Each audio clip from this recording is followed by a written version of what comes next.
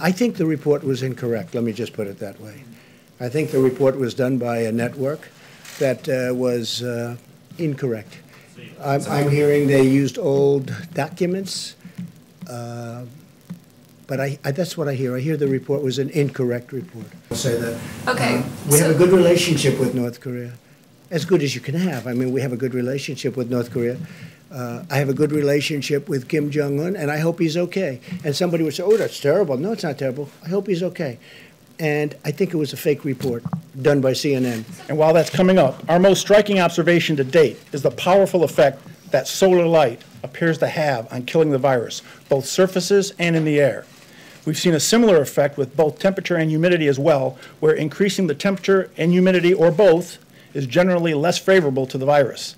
So in summary, within the conditions we've tested to date, the virus in droplets of saliva survives best in indoors and dry conditions. The virus does not survive as well in droplets of saliva, and that's important because a lot of testing being done is not necessarily being done, number one, with the COVID-19 virus, and number two, in saliva or respiratory fluids.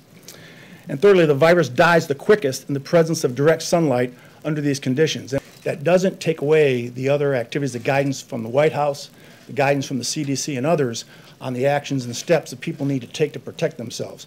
This is just another tool in our tool belt, right? Another weapon in the fight that we can add to it. And in the summer, we know that summer-like conditions are going to create an environment where the transmission can be decreased, and that's an opportunity for us to get ahead. The new headline is, Trump asks people to go outside. That's dangerous. Here we go. Same old group. You ready? I hope people enjoy the sun. And if it has an impact, that's great.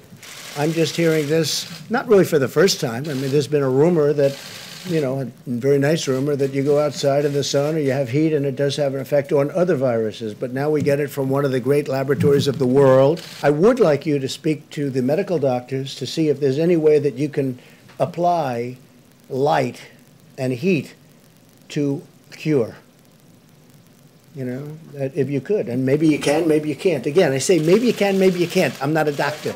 But I'm like a person that has a good, you know what. But sir, you're the president. Deborah, have you ever heard of that?